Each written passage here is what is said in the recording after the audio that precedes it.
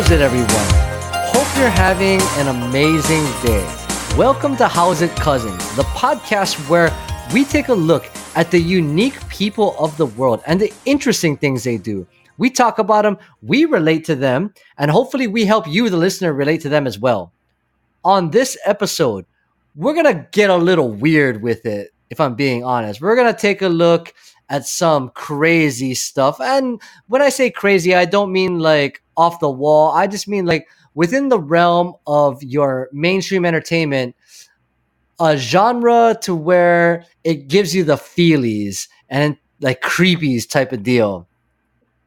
And when I use all the descriptive words, I can only be referring to the work of one M. Night Shyamalan.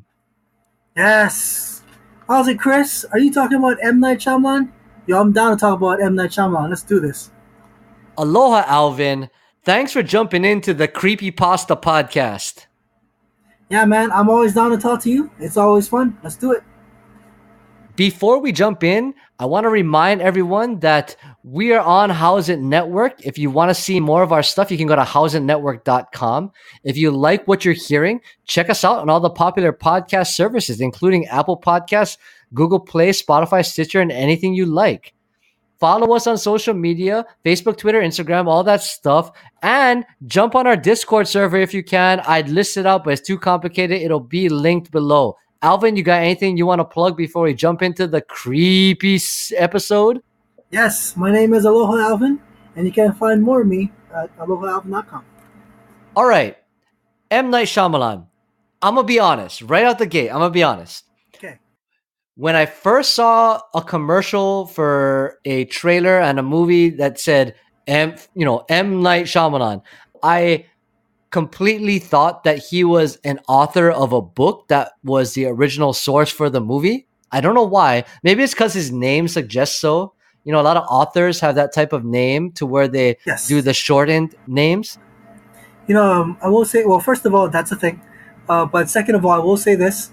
I forgot what book it was, so let's just go with Stephen King, because why not?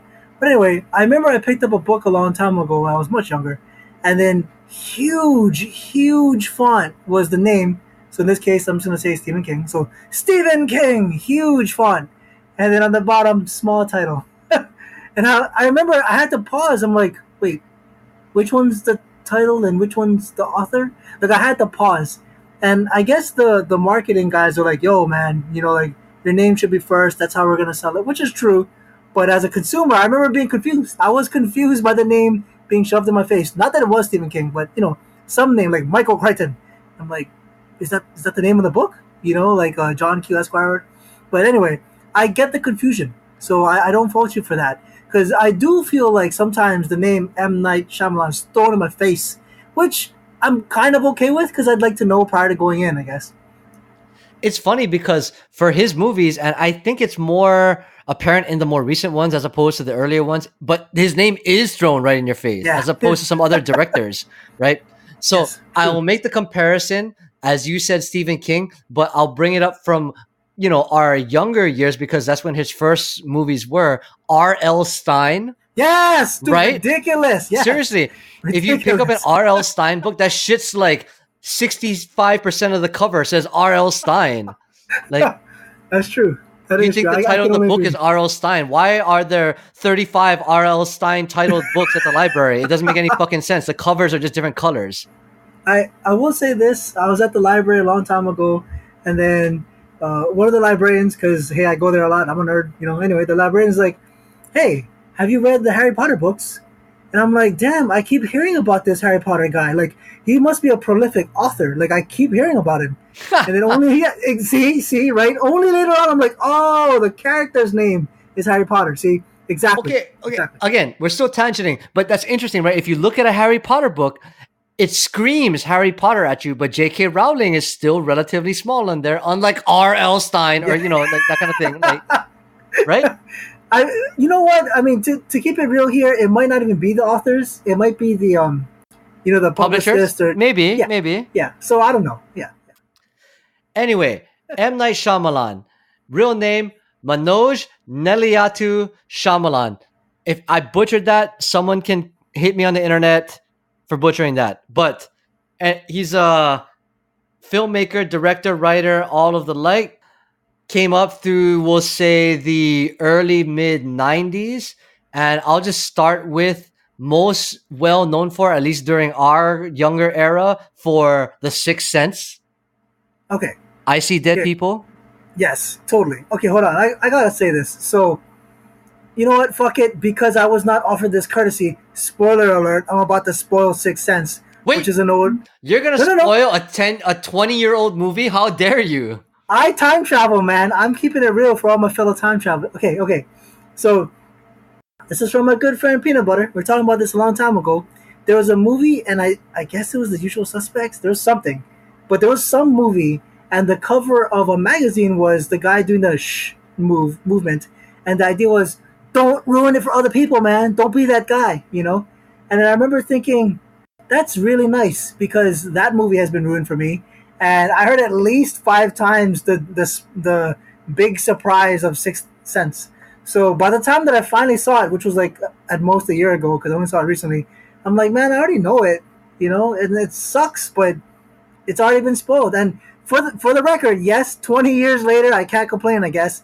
But a long time ago, it was much closer to release date, and it was already spoiled for me already. Wait, hold the phone. Yes. So, according to IMDb, The Sixth Sense came out in 99. Did we not see this together? I guess we didn't, obviously. Well, it's possible, but I don't think so. I definitely didn't. Obviously, we didn't. Yeah. That you're describing it in that way. Yeah. But holy shit, like, okay, so Chris, are you cheating on me with another Alvin? Oh, honest, goodness. Okay, anyway. If I'm being honest, I don't remember seeing it in theater. So maybe I didn't. But I know I saw it early. Like maybe when it first came out on DVD back then, or whatever, Laserdisc, whatever was popular back then. Like I know I saw it really early because I don't feel like it was spoiled for me. I saw it completely unspoiled. So it's funny to hear that you saw it more recently spoiled, like within the past 5 years, you'd say? Yes, definitely. Holy shit, that's crazy. Here's a weird flip side to that. Okay, so there was I think this is from American Dad, but anyway, one of the characters is talking to someone else about something. I don't remember what it was. So let's just say it's Star Wars. And the character was saying something like, I envy you because you get to watch it now. You get to experience it for the first time. And I am jealous because I already know it, blah, blah, blah. And it dawned on me that it's a weird privilege, but I got the privilege to watch The Sixth Sense totally spoiled. So instead of, what's going on? I don't know. It's more like, okay, so then Bruce Willis can't touch him. Okay, Bruce Willis can't open this door. You know, it's subtle, but yeah, like, he's about to turn a knob, boom, door's open. Oh, hey, relative, I didn't know you're in there, or whatever, right? Like, the way they mask it is quite good. And I think, had it not been ruined for me multiple times, anyway, I think I would have said, hey, that was a big reveal. I enjoyed that. So it was a weird spot for me, but I still enjoyed it in my own peculiar, backwards, already spoiled way. Yeah, but see, that's the same thing as if you watched it twice earlier. Yes, true. You're right. Well, I mean, okay, and this is going to sound kind of weird because there's definitely some movies I watched like 10 times. I generally don't watch movies twice. So this was kind of a new thing. Really? Generally, no, yeah. Wait. You're going to say that you didn't watch, like... Okay, never mind. You didn't watch any of the fucking Star Wars movies. But I saw 4. I saw number 4. Okay. But you didn't watch, let me think of one, like, what was one that you had to watch twice? Okay, never mind. Too obscure. I was going to say Spider-Man or something like that, or maybe X-Men, but like, I'm going to throw out Memento. Have you seen Memento? Yes, I have. I did not watch it twice. That'd be interesting too. You have to watch that twice. Oh my god. You don't have to watch it twice. I enjoyed it. Okay. I saw it and I enjoyed it. Okay. Anyway. Okay. But yeah, I have to say this, and this is not fair to M. Night here, but I'm just going to be honest. My first real exposure to his name, not his stuff, because I think at the time his stuff was out there, but I didn't know who he was. His name was not thrown in my face enough. But anyway, the first time I really got exposed to his name, it was in Ridicule. You know, it sucks, but that's a thing. There's a saying in Hollywood that I do not totally agree with, but I understand. And the saying is something like, "You're only as good as your last movie." So I guess at the time he put out a movie or two that was quote unquote bad. I don't know. And then people are like, "Oh, that guy's a hack and he sucks." And I'm like, "Wait, that's stupid." He has other great movies. So that was my first exposure to him. I don't know what that was like for you. So for me, again, like I said, I saw The Sixth Sense a lot closer to its release date. Okay. But at the time, they weren't shoving his name in your face. Bingo. Exactly. Yes. I didn't necessarily know that it was him at that time, but Okay. so that was my first exposure, and I thought Sixth Sense fantastic. It was great, how they did what they did. Um, Okay. I'm gonna throw this in there real quick, Go. just because I'm reading it off of IMDb. Is that did you know? Fun fact that M. Night Shyamalan was a writer, not necessarily heavily credited, but a writer, not director, in She's All That, the Freddie Prinze Jr. Oh, fucking movie in '99, same year, I and apparently I didn't see that. Stuart Little, Okay. that Oh shit! Interesting. yeah, Interesting. the Okay. live action Stuart Little movie thingy. That's it. Again, I'm just reading that off. It's just an interesting tidbit, not that important. But the point is that at that time he wasn't like a real big thing. He didn't have a huge amount of directorial accolades to his name. So, Yeah. but Sixth Sense was kind of the one that had a lot of critical acclaim. So after the Sixth Sense is when I think, at least, it's not like I went and watched all the movie trailers from 20 years ago, but Right. I want to believe that after Sixth Sense is when they started throwing his marketing on more shit. And it Ah. started with Unbreakable. See, okay, here's the funny thing. Um, so Glass is on the way. I am super hyped for Glass. And I've said this to more than one person. What is Samuel L. Jackson doing? What is this? How come that guy? Wait, is that Bruce Willis? Wait, what? And then everyone's like, "Have you not seen Unbreakable?" And I'm like, "No, bro, I don't even know what." Recently, I finally have, so I have. But I can definitely say that I did not know that at all, which is weird because now that I've seen it, it's clearly comic book heavy, and I'm like, how has this not hit my radar? I don't understand at all. But yeah, I never was into Unbreakable. I saw it like I'll say literally less than 2 weeks ago, very recently. So I'm gonna be honest here is that I'm actually less informed on this podcast than you are because I haven't seen Okay. Unbreakable at all. Oh, okay. Zero. And it's Okay. funny because yes, I've seen the media around Glass and it looks kind of Yes, cool, but that's great. back Yeah. 20 years ago, which is funny to say right now because it was in 2000, I did not see Unbreakable as a comic book movie. I think that if I did recognize it as being a comic booky type of movie, I would have watched it back then. I Okay, hold on. Go ahead. To clarify, it is not a traditional comic book movie, but for me, it's just as a writer and a comic book lover, there's so many references to comics that to me, I would put it in the category of comic books. It's funny is because like we said in the more recent media, Glass is being referred to as a comic book movie, as is Split. See, But true. I didn't understand that until I watched Unbreakable, which does okay. So here, let's just break it down here for a little bit, okay? So, let's see, who? Okay, I can't think of anyone right now, so I'll just make myself Superman in this equation. Okay, so I'm Superman. I have a friend. Well, he's Jimmy Olsen. Once I say that, people understand the comparisons.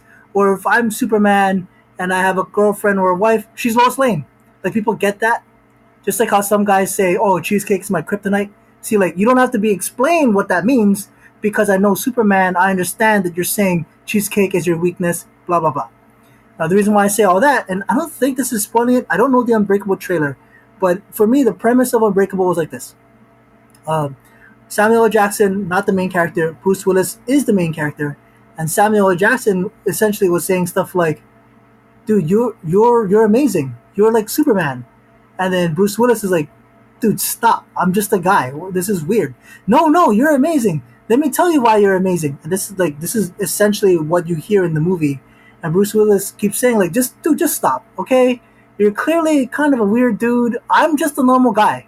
So I'm gonna walk away now. We're not gonna talk anymore. Like there's that in the theater as well. Because it's very realistic. Like the way it's portrayed, I could meet Bruce Willis's character. I could shake his hand.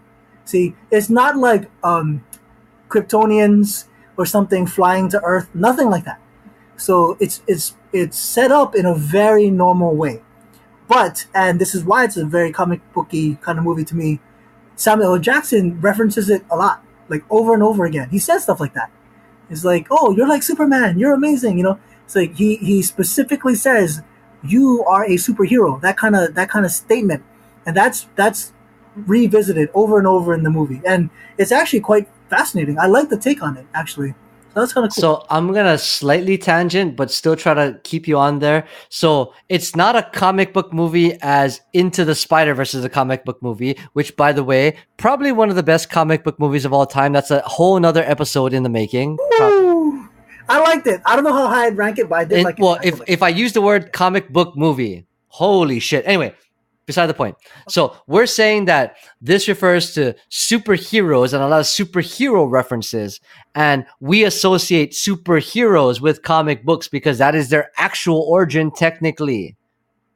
Oh, I get what you're saying. Okay, if you want to define it that way. Sort of. I mean, if you think about it, for the modern, I mean, that makes sense. our generation, if you define it like that, that's kind of what it is, right? If you listeners, if you refer back to our Stan Lee episode, how do you like that callback? Anyway, right? We talk about how superheroes are the modern quote unquote Greek gods, right? In literature and in print. So, and that what that means is in your consumption of media, as was theirs, superheroes to us from comic books are similar to the gods because they're in stories of grandeur, right? Things that are unbelievable to your own human senses, but yet you still believe that they could have actually happened, maybe. All right, Chris, I'm gonna blow your mind. Okay, I want this. Go ahead, how we make it. Okay, so you're a dude. Say you're at the library. Say you're at a restaurant. You're just chilling, right? And then someone else comes up to you, random guy. So you are you, normal guy, and some random guy comes up and says, "Hey, man, you're like Thor. You're amazing." That is what Bruce Willis was going through in the movie. It's like, dude, I'm just trying to have dinner. What the fuck? So that's Unbreakable. There's more to it, obviously, but like that vibe is absolutely in that. You'd be like, yeah, bitch, I'm Thor. It's like, crazy guy, can you please go away? Security, like that. Oh, you wouldn't be like, yeah, okay. Bitch, I'm Thor? Oh, whatever, fuck it, whatever. I'd be like, yo, hold my. Can you pick this shit up? Like, hold my book bag, pick it up off the ground. If you can't, then I'll believe you. You are not worthy. Yeah, you're not fucking worthy. All right. Okay. So, you talked about comics as well as the origin and whatnot. So, I saw Blade, and I loved Blade. I'm a huge Blade fan. Wait, Blade the movie. Yes, yeah, Blade the movie. Yes, Blade the movie is amazing. Having said that, did you know it was a comic? Because even back then, when I watched it, I missed it. I was too young. Yes, I did not know that it was a comic. I was too young to understand that it came from comics. I just thought it was a cool vampire movie. Exactly. That's how I looked at it too. It was just fun. Okay, so all right, I'm gonna throw this at you. This is some writer stuff. Actually, I can't throw this at you because you haven't seen Unbreakable. Okay. Anyway, I'll throw the other thing at you. So, I saw Unbreakable and Sixth Sense very, very, very, very recently. So I've always heard the name M. Night Shyamalan, and I didn't understand. But then I saw the trailer for Split, and I'm like, damn, I want to see this. And then there was like, oh, heads up, this is M. Night. I'm like, oh, cool, whatever. For me, there was no stigma. Because, again, my first interaction with that name was dudes being dicks and them insulting him. But when I went into Split, actually I saw it on the plane, but anyway, when I saw Split, I was like, I have no expectations one way or the other, so I just watched it, and damn, I love that movie. It was a great movie. I loved it so much. Yeah. So, go ahead. Okay, I will say this. So my friend Peanut Butter, we're talking about Split a while back, and then he says to me, dude, that one guy, aka Charles Xavier, that one guy is playing so many characters. This is just screaming for an Oscar or whatever. I mean, he was kidding, but that was an interesting point, I can't imagine too many actors that I would trust juggling that many personalities and making it good. That was pretty damn awesome. As I'm looking it up, he didn't win an Oscar or anything like that. But yes, Oh, I that's too can bad. imagine that McAvoy would have gotten some kind of accolade. It was almost. I hate to draw this comparison, but I'm gonna throw it out there, like Forrest Gump esque, Yeah, no, really, right? exactly. Because of the Yeah, different yeah, yeah, yeah, personalities, you have yeah, to yeah. kind of weigh in there and play. Even though Forrest Gump is kind of the same character throughout, he's kind of isn't, kind of isn't, you know. But it's just such an I get what you're off saying. character compared to what Tom Hanks had previously played, and the development of it and the slight changes you can see as you go through the movie. Split is way more on the extremes. So I'm gonna be honest again. I didn't even see Split, but I've seen the synopsis and I've seen. Oh, I thought No, you I said haven't actually Split. seen the Oh, whole okay, movie. okay. I've seen synopsis, I've seen Oh, reviews, okay, I've seen things, but I actually didn't watch the entire movie in its entirety. But anyway, besides the point. What I'm okay. trying to say is, Go ahead. I get where you're going at to where M. Night Shyamalan is kind of a thing because between Sixth Sense slash Unbreakable and Split, as far as I understand, he didn't make another good fucking movie. Ooh, touchy. But okay, Apparently, continue. as again, I don't know for sure because I haven't done the full deep dive into it, but as I understand, with a little bit of reading through some random articles on the internet, all of his movies between those two Okay. were just meh, whatever, you know? Okay, hold up real quick. So, can you give me 3 dates? When was Okay, what? so Sixth Sense, 99. Unbreakable, 2000. Split, Okay. 2016. Ah, okay. In Okay. between that, And then I yes, guess Glass Glass is is going to be this 29. year. In between that, I will read off a few from IMDb. Ready? Signs. I think that was the Mark Wahlberg one. Lady in the Water. Okay. That one where the fucking chick was in the pool at that random house. I saw the preview for it. Didn't watch the actual movie. Could look like shit. The Last Airbender, which is the adaptation. Yes, Was that apparently. him? Yes. Interesting. The live adaptation of The Last Huh. Airbender, the anime, right? And The Happening, which I don't exactly remember what that was, but it sounds familiar. There's other ones, but those are the ones that I Okay. remember.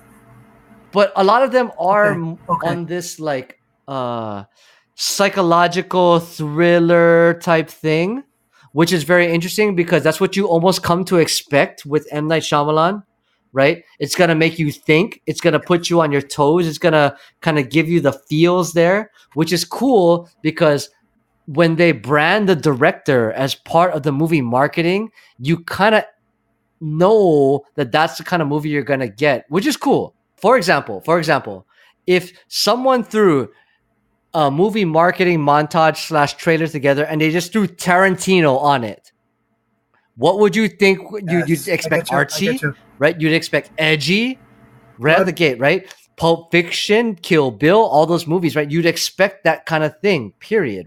But I mean, Tarantino's thrown on there, but in my opinion, you can disagree if you want. He's not thrown on there as much as M. Night Shyamalan is. Oh, I will say this. One of them has the gold medal. One of them has the silver medal. Then I don't even know who's bronze. Like those are the two names that I feel like get thrown in my face a lot. I'm going to use another Like a example, lot. honestly.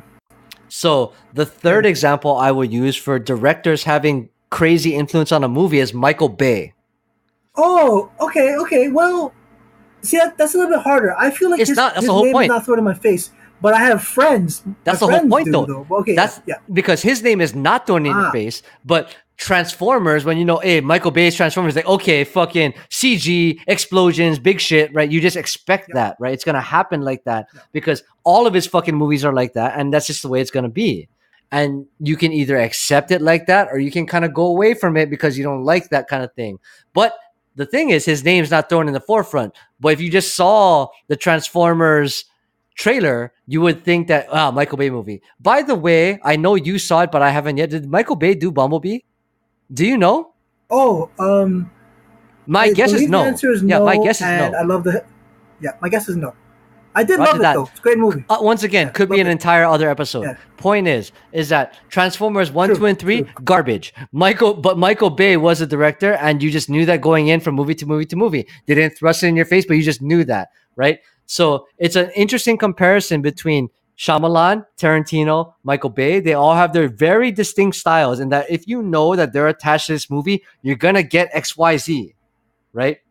But specifically more with Tarantino and Shyamalan, they shove that marketing right into your face right up front. From M. Night Shyamalan, you're getting Split, you True. know? On that note, with Split, Split and Glass, you can kind of see what's going on, aka creepy stuff. Avatar is a very fascinating choice. Just to clarify, that's the little boy with the arrow on his little head. boy arrow on his head, anime, Huh. Fascinating. No, Yeah, show is good. Great show. I didn't see the movie. Did you see the movie? I heard it bombed. Yeah, I heard it was shitty. You saw it? The movie was rough. Oh, see, the movie was rough. Yeah, exactly. Yeah, I did see it. The question, okay, was it Mortal Kombat 2 rough? Oh, man. Okay, so I always reference Mortal Kombat 2 as the film with too much stuff going on, and I don't kick it in the nuts because I'm already crapping on it every time I say that. Oh, that's rough. Well, okay, man. It's like I want to transition, but then I just walk into another brick wall in my face. So I'm gonna lay off of it. I do not enjoy it. I'm just curious where your scale is, because for our listeners, I will introduce you to that. Alvin and I, if I remember correctly, we went to see Mortal Kombat 2 in the theater. You don't remember? I don't remember. I believe it, dude. Though. I feel like you were there. I believe it. Yeah, I believe it. Because back then, Mortal Kombat 1 was the shit back then. Now, funny it was very nice. Thing is, the reason why I bring this up is because I've recently rewatched Mortal Kombat 1 randomly with, some friends and stuff. And I was like, wow, this movie's kind of janky and kind of fun. I mean, it's real cheeky, but I was like, okay, I can see to where in the 90s, like, yeah, that was cool. This is really lame, but that was cool, especially, being younger. Right? But I was like, fucking Mortal Kombat 2 though, pile of garbage. Like, still, I don't even want to watch it. Even watching, like, if I think Mortal Kombat 1 is a little cheeky now, when back then I thought it was really good, Mortal Kombat 2 is gonna be absolute garbage now, when I thought it was even bad back then. Point being is that I remember, I feel like you were there, and I think you were. We went to see it in the theater, and we just walked out thinking like, that was probably one of the worst movies of all time. And we're like, really young still. We're like, that was garbage. Absolute garbage. It'd be a crazy plot twist. Mortal Kombat 2. Shyamalan word. No. I don't think so. I'm gonna look it up. That'd be a crazy twist. I don't think so. I'm staring at IMDb. I want it to be true just to make this episode better, but it's not. That'd be funny. That would just be funny. Yeah, anyway, I don't think so. Sorry. I digress. You say Last Airbender, the movie, not as bad as Mortal Kombat 2, even though you got a hard time with it. Okay, good. I just wanted to get a comparison point for our scale, our Mortal Kombat 2 scale, where Mortal Kombat 2 is by far the worst movie of all time. Anyway, back to you. Okay, hold on. I got to throw this down then. I don't know what I would rank as the worst movie ever. Really? I don't know. Okay. I have to see a list. Okay. You know what? Hey, I was going to say, okay, go ahead. Yes, I agree. A list would be good. But if you had to say with no list right now, like just out of the blue, because for me personally, with nothing in front of my face besides M. Night Shyamalan's fucking IMDb, I would say Mortal Kombat 2 is the worst movie of all time. That's just me. Although, okay. what is that one? Reign of Fire is very close. Didn't you see that with me too? Interesting. Oh, that was the McConaughey one with the fucking dragons, dude. Anyway, those two movies are up there. Okay, internet, Mortal Kombat 2, Reign of Fire are up there for me, worst movies of all time, with no list in front of me besides M. Night Shyamalan, which has some bad movies, but definitely not worst of all time. Okay, agreed. None of them would be. I'll put it this way. There's a movie which I do not remember, and I'm bothered by that right now, but there's a movie I don't remember. There's only one movie I've ever walked out on, ever. Like I was in a theater and I said, bro, I'm done. I'm out. I don't even care. Like I paid good money to sit in this seat and I'm out. Now that's a different bar entirely. You at least sat through those movies, see? Is there a movie or movies, that you walked out on? Though. Like I wouldn't walk out of a movie just because I just want to see the end. In general, I wouldn't do it. No. Okay, yeah, exactly, right? Okay. See, I'm the same way. And there was one movie where me and the group was like, nah, we're done. And I don't remember which one it was. But generally, I To be don't. fair, That's all. both of the movies I just Generally, I named, don't. Mortal Kombat 2 and Reign of Fire, they were bad, but at the end is the walking out point. But we're like, fuck, at the end, we're like, we went through the last 2 hours, so fuck it, we might as well see the rest. Yeah, we sat here long enough. Sat here long enough. Like, God damn it. It got, like, the end was the culmination of, like, okay, this is really bad. Like, okay, I'm going to throw this random thing at you then. Okay. I was at a con a while back, and then I was told that the director of X-Men was there. One of the X-Men, I don't remember which one, doesn't really matter. So whoever that guy was, and I can't name him, clearly a big deal. You know, like, that's a Hollywood movie, lots of money. Yeah, because Singer. Okay, it was Singer. I thought so. That's the name in my head, but I wasn't sure. Okay, here's my question to you, because I was at that con. Can you name? I mean, you can name him. Can you like visualize his face? Nope, not at all. Because I couldn't. See? But okay, so didn't he do Rush Hour too? Oh wow, I don't know. I definitely enjoyed Rush Hour a lot. Chum the chat. I might have to look that up. Just anyway. Okay, no problem. So the reason why I mentioned that is M. Night Shyamalan, clearly a name I know. Absolutely. I know the trailers. I can tell you what's up with some of the movies that I've seen. I can tell you I like them a lot. But if that dude was sitting across from me at a restaurant, I would have no idea. Which is crazy, because I feel like his name gets thrown in my face a lot. So I guess that's where the line is in his case, which was very writery for what you were describing earlier, right? So, like, we get his name a lot, but I definitely don't, I can't even see his face. I might know his face now, because I think they did a thing on Glass on TV recently or whatever. But like 2 days ago, 5 days ago, I'm not even a clue. Not even a clue. Interesting. Yeah, no, you're right. In that, like, that's the interesting part, in that for certain types of films, directors get a lot of credit. For example, I'll throw this other example at you, right? Steven Spielberg. If Steven Spielberg were sitting across from you, could you recognize him? At least a little bit, maybe. A little bit, I think so. Yeah, a little bit. Right? A little bit, right? So it sucks that certain guy, you don't get as much credit, but you're still a huge part of the movie, yet other guys have more personality when they bring into it. You're right. If I saw M. Night Shyamalan sitting across from me, I wouldn't fucking recognize him either. Neither would Bryan Singer. Now, I've looked it up while you were talking. I was wrong. Rush Hour was Brett Ratner, who did a bunch of other stuff. Oh. Very familiar name for other things. Yep. But anyway, yeah. Here's a funny, very much an Alvin aside. When I hear Brett Ratner, I think of Mariah Carey. I think he directed one of her videos. That's what I know him from. And then I guess he did some movies. Like, that's what my brain does. That guy kind of did movies after the Mariah Carey video. After I don't the remember Mariah Carey video? Really? I mean, maybe. It's okay. Okay. Internet, if you copyright claim me, you can, and I'm okay with it. That's fine. But Wikipedia.com says that Brett Ratner directed I Still Believe, Heartbreaker, and most importantly, whoa, wow, there's way more than that. Holy shit. Most importantly of all, important to you and me, Thank God I Found You, Mariah Carey. Oh, yes. Nice. Yeah. Brett Ratner is listed as credited in that music video, and then the Rush Hour movies and everything else afterwards. But I mean, there's a bunch of other shit, but you know what I mean, right? Like, that's so not fair to him. Yeah. You know, he's done so much work, but that's what my brain does. Oh, that's crazy. Every time I hear the name. To be honest, until you mentioned that, I didn't think of him as a music video director, but like, that's crazy. Yeah. That's nuts. That's nuts. That being said, but yeah, when I look at M. Night Shyamalan, maybe he should have done some fucking music videos. Maybe that would appeal to Zachary, but I can't see any that he's done. See, the weird thing is, I have to imagine someone may have like given him the advice, don't do other stuff, stick with what you know. But, and I'll say this, have you seen A Quiet Place? For the purpose of this podcast, I wish that I did, but I haven't. But A Quiet Place. But just for comparison's sake, I did see Bird Box.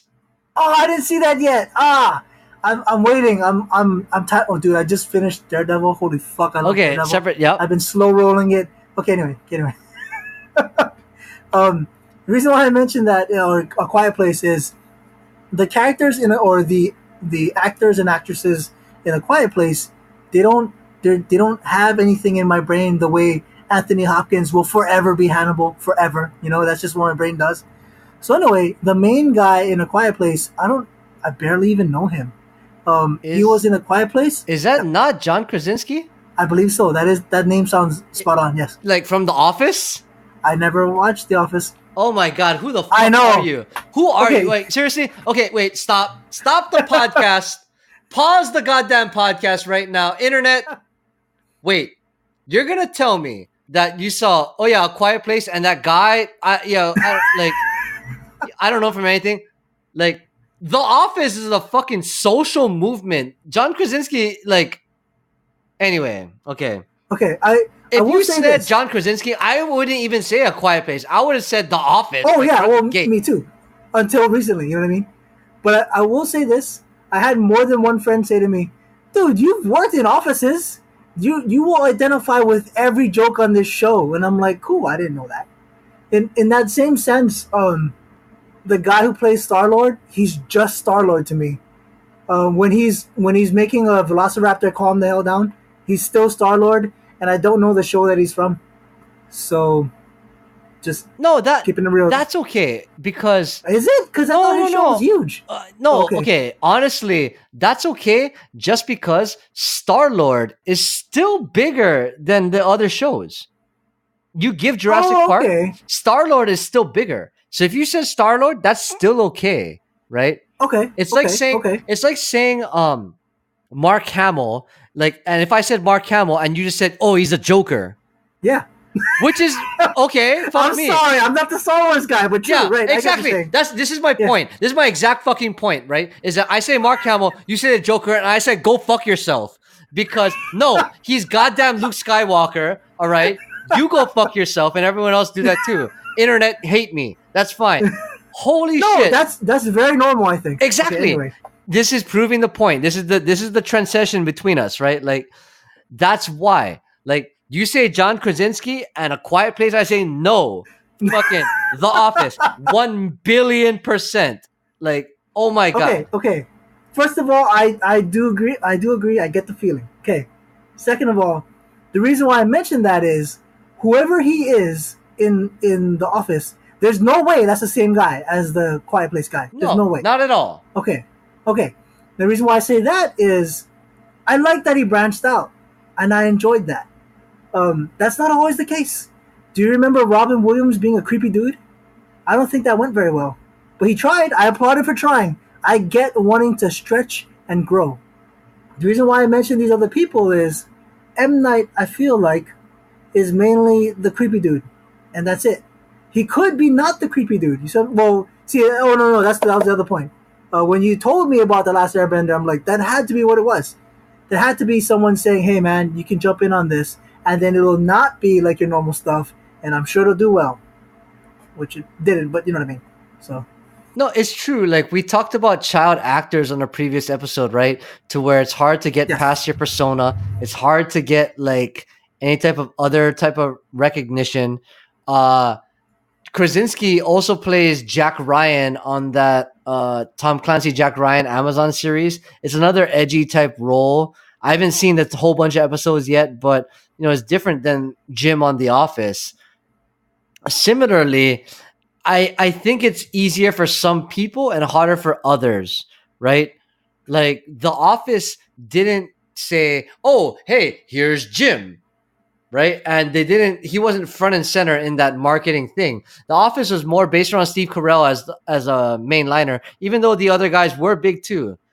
That allowed everyone else to take on their other characters in other places.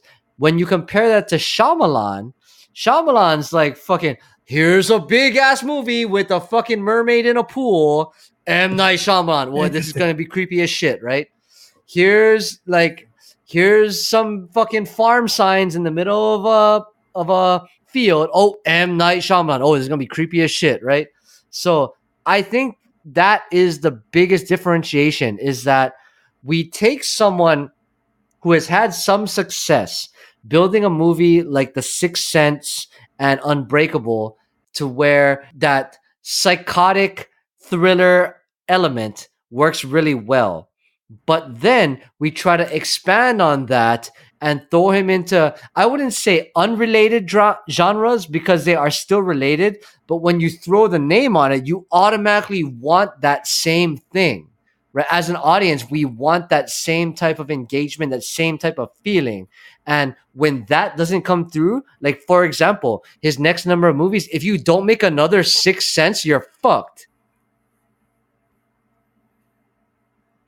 So, I was watching something recently, and I'm guessing it's Guardians because everyone's wearing weird clothes in my head. So anyway, there was a cameo in that which I was not ready for, and I'm like, this is badass. I'm loving this cameo. You know, I feel like so many things get spoiled so much now that anytime a cameo happens and I don't know, I absolutely appreciate it because the rest of the time I already know. Um, there's a guy who I cannot name, but he has big hair. Yeah, that narrows it down. Anyway, I saw a trailer for the movie with main character A, main character B. I'm like, cool, that's fine, whatever. And then random dude in the back. I'm like, that's weird. Why is he? Oh, they just ruined it for me. They just ruined the fact that Okay, so So I'm gonna throw this out there. Guardians of the Galaxy 2 came out in 2017, yes. and I feel like now that the calendar has ticked over to 2019, spoiler territory doesn't fucking matter anymore. So Oh just well. go ahead and name it all. Okay, fair point. But I'm referring to a guy I cannot name because I don't know him. But in this case, the cameo was Sylvester Stallone. Yeah, that was awesome. I in lost my Guardians 2. shit. That was Yes. but he didn't do fucking interviews about, man, I enjoyed shooting with Star Lord. Like, thank you. Like I got to enjoy that. I feel like there's not enough of that. Like I Okay, so really to be fair, I nerdgasmed out, and I already knew he was gonna be in the movie before he was the actual movie. You're right, though. It was a great cameo to I have thought it was awesome. because Yeah. no, it was fantastic. That was a fantastic cameo to put in there. Yeah. Like someone like Stallone in that type of role, playing that character worked really well because it is exactly like Stallone is. He's Yes. a badass Yes. age, like he's a badass age-old character Yes. in the comic books, right? So fuck, that was fantastic. Like that Okay. was a great casting choice. So the reason why I say this is, say there's a new movie that comes out. It's by John Smith. I don't know who the fuck that is. I don't care. It's not a name to me. I don't know it, right? I'm just gonna Like M. Night watch. Shyamalan. Yes, but what I'm saying, no, but what I'm saying is, I go in there thinking it's John Smith, so I'm just enjoying the movie. Like, oh, that's cool. Oh, that's also cool. And then the twist comes. I'm like, damn, that was a great twist. And then at the end, they say, not John Smith, M. Night. Boom. I'm like, thank you. I enjoyed that. Like, because like you're saying, you slap the name M. Night on stuff, you start to think things for better or worse. We're just kind of at that point already, and I'm glad that when I was watching Split, I wasn't thinking that constantly. I just enjoyed the movie, you know. I imagine after the Sixth Sense cool stuff that in another movie, like the one with the alien signs or whatever, people are like, "All right, let's see it. Where's the twist? Let's go. Where's the twist?" Where's the I see dead people? Where's the dead guy? Right? Yeah, Like, see, fucking, yeah, exactly. and that to me is like, guys, just calm your shit down and just enjoy. Like, I would love to see them try that. Just here's a movie by John Smith. I'm like, okay, whatever, and then boom, surprise. That would be a fun moment for me. Like the Sylvester Stallone thing, I did not know. I loved it when it hit me. I loved it. Wait, so they can do that during the movie. With a director, they can only do it at the end in the way you're describing. Is there any example of that? I don't know of any. See, I don't think so either. And unfortunately, because some people, they'll be like, yo, I don't need credit. Give me credit later. Put it at the end or whatever. Sure. But the M. Night machine, I don't know if it's him, but clearly someone in that machine is like, no, we slap his name on front and center every time. Like the trailer and like everywhere.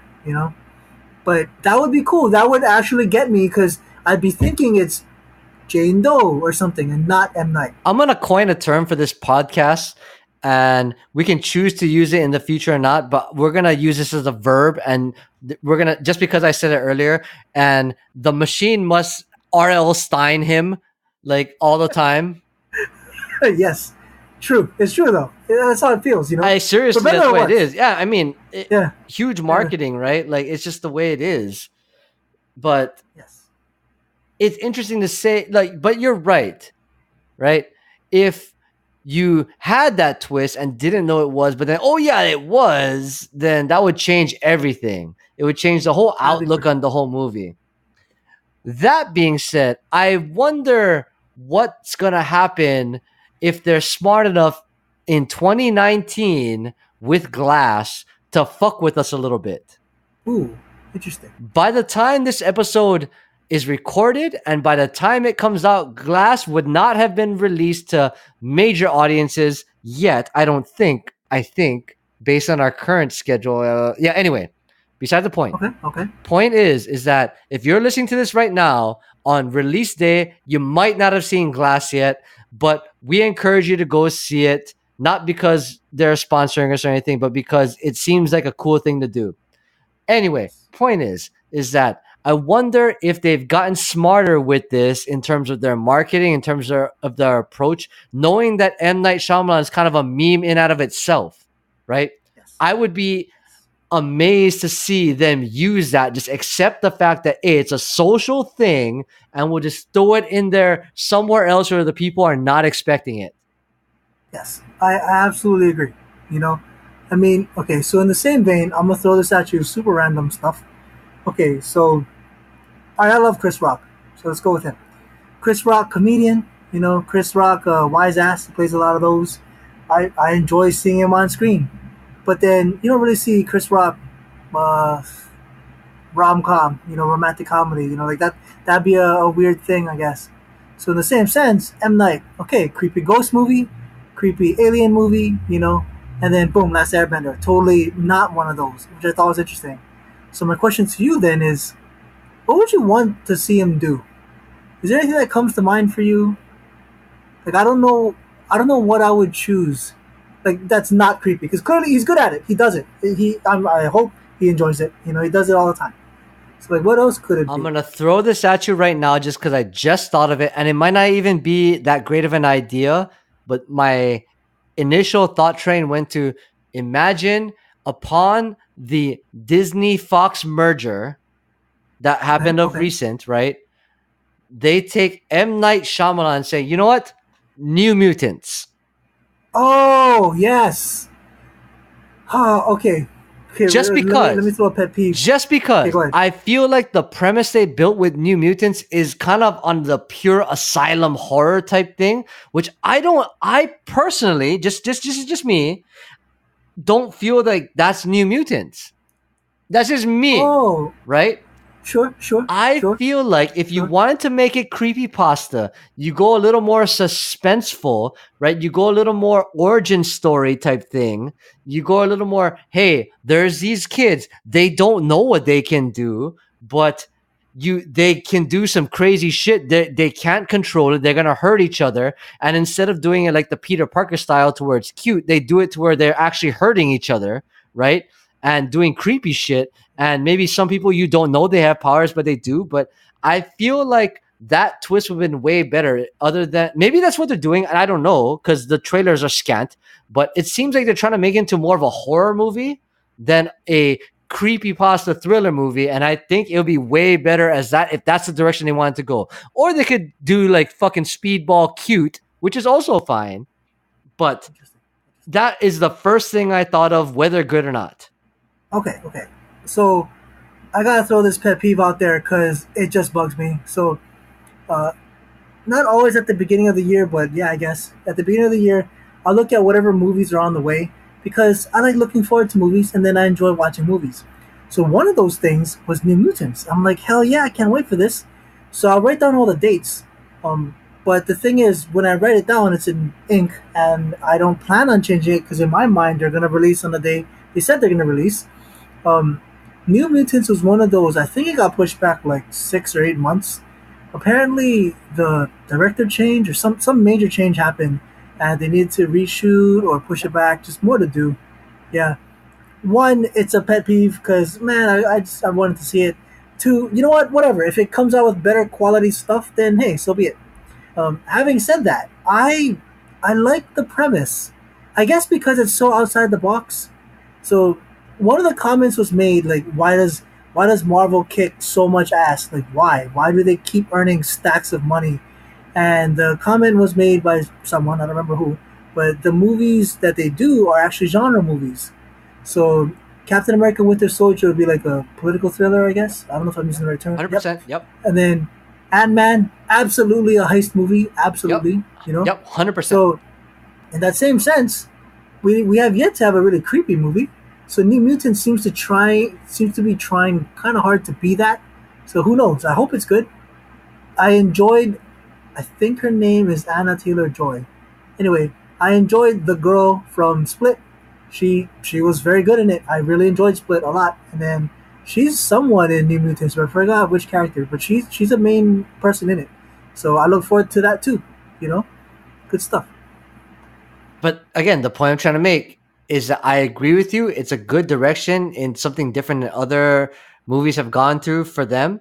But I feel like it doesn't quite embody New Mutants, Okay, I get that. like the comic New Mutants. That's just my personal feeling.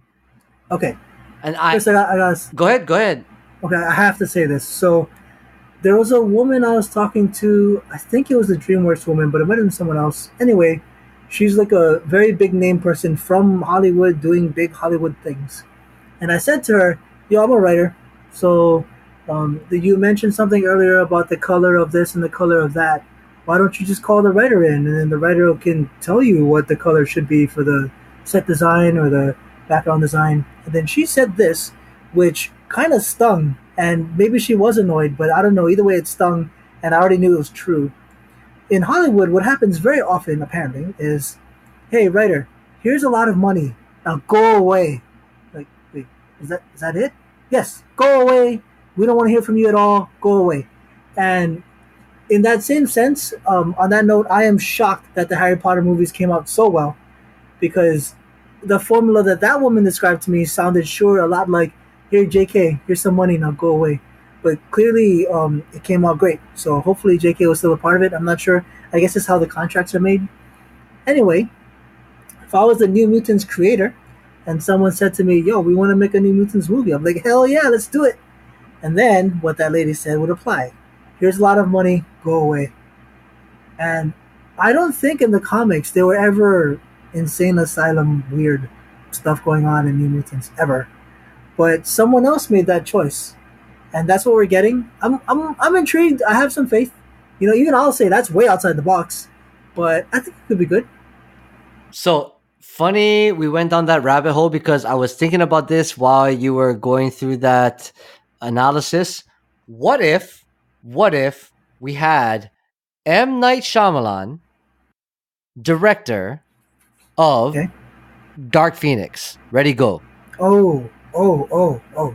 Okay, okay. Before I answer that, I will say this: have you seen Pan's Labyrinth? Yes, I have. That is so beautiful. Yes. I love design, and that movie blows my mind.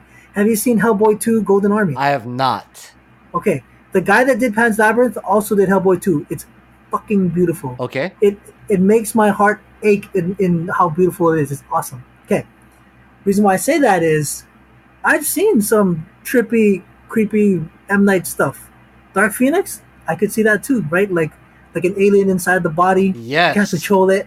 Yeah, see, I can see that. The transformation of Jean Grey into Dark Phoenix via M. Night Shyamalan type, that kind of deal, right? The psychological fucking craziness of Jean Grey as Dark Phoenix, it could be nuts.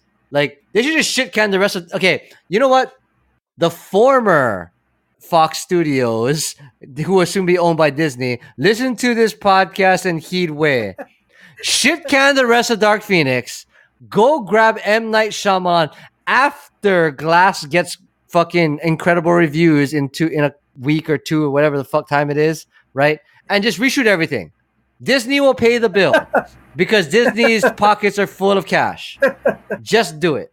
It's gonna happen. All right. This is our suggestion as two random fucks on the internet. The funny thing is, so obviously we just mentioned Dark Phoenix, but if you told me like a year or two ago, "Hey, M. Night plus X-Men," I'd be like, maybe, I can't see it. But when you said Dark Phoenix, dude, I can totally see it. That was badass. 100%. Like, of all the different X-Men storylines, I feel like that one would be like one of the better ones that M. Night would be crazy on, if you ask me. Yes. Totally agree. Yeah. Totally agree. Crazy on. Or wow, this is a complete segue, but I'll see where you are here. We'll run it. All right. Savage Land. Oh, interesting. Okay, so small pet peeve here. I love like dinosaurs and the jungle motif. I love all that stuff. And my pet peeve is Savage Land is always like a side quest for them. You know, it's never like the main dish. You always just kind of visit and leave. So it would be actually very fascinating to see that, and I would be down for that. I don't know if it would be a Yeah. movie. Maybe they could do like a fucking Netflix series. You know, a couple of Oh, extras. that'd be cool. Like That'd be again, I'm brewing as we go here. But when you That's said fun, Dark man. Phoenix, I was like, oh, okay, that would be because I wonder. Yeah, Savage Land would be kind of cool. For those out there that don't know, Savage Land is an X-Men series of comic books to where they get transported to another, we'll say dimension, but just another area to where it's prehistoric and they got to do some crazy shit. And I think with the various creatures that are there and the lore of the Savage Land, I think M. Night would do a very interesting job weaving that together. That's just my opinion. You know, I can see creepy like T-Rex things. I can see all that stuff. The fight scenes. Oh, I could see that. Yeah. Kazar, his wife. Yeah. Yep. That's Yeah, and that's what totally, Savage totally. Land's all about, though. Yes, I love it. They're Yes, all about agree. that crazy, like either crazy out of control dinosaur shit or creepy shit, either or, like creepy monster shit. That's entirely what it's all about. I like it. Do it. Do it. All right. Okay. M Night. If you listen to our podcast, we got that. Anyway, we'll stop with the plugs. The point is that it's interesting to see how a single director who's had a up and down history over time can be associated with this type of movie so strongly to where us now a decade or more after the fact can be like, yeah, you know, that type of movie, that guy, or that type of movie, that guy, right? But I'm still excited to see the next one. Crazy I how have that works faith in out. him. Yes. Yeah, I have faith in him. I do too. I do too. So for those of you out there who are planning to see Glass, just know that we're hype about it. Hopefully you see it soon. Hopefully we can try to see it soon. I think it'll be a great movie. Crazy enough that it's a three-part series, which I don't think was the original plan. Correct. I've heard that too. See, I didn't know Unbreakable, so when the trailer came out, I'm like, hey, split. But everyone else was like, holy shit, it's the same universe. It was a fun moment. Yeah. Yeah, man, it's nuts that you can connect them dots like over a decade later between Split and Unbreakable and then now to Glass. But that's the magic of storytelling, right? That's the magic of movie making. And it takes I'm gonna coin it, whatever. It takes a beautiful mind, we'll say, to make that kind of connection and do that for us, the audience. Yes, totally agree. You know, clearly there's three big names in that. Just watch the trailer, you know it's there. I'm like, I hope they introduce someone new. I could enjoy that too. That would be fun too. That would be a great twist, to be honest. And I wouldn't be surprised if it actually happens. Yeah, totally. Okay. Well, I want to thank everyone in the audience for going on this journey with us on M. Night Shyamalan and the various movies surrounding and related to. It's been kind of cool to reflect on a crazy director that had different visions all the way through various successes and failures, but yet still in 2019, we can be excited to see one of his new movies. If you like what you're hearing, you can check us out on all the popular podcast services for our other episodes. Google Play, Spotify, Stitcher, iTunes, everything of the like. We made a bunch of references to old episodes. Go check them out there. If you want to see the other things that we do, go to houseingnetwork.com. We're always going to post the new shit that's going on over there. Or you can also, or in addition to, follow us on social media at Housing Network on Facebook, Twitter, Instagram. New stuff goes up there. Join our Discord server, which will be in the links below. You can interact with us directly there. And if you like that Alviny goodness, please visit alohaalvin.com. I write like how I speak, and if you enjoyed me today, I'm sure you enjoy the site too. If you want to check out more of my stuff, I'm at How's It Chris on Twitter. That's the most stuff you'll find from me. I like to say random shit on the internet like everyone else. We'd like to thank you again for lending us your beautiful ears. And just remember, it is not goodbye. You're a superhero too, by the way. But we will see you later.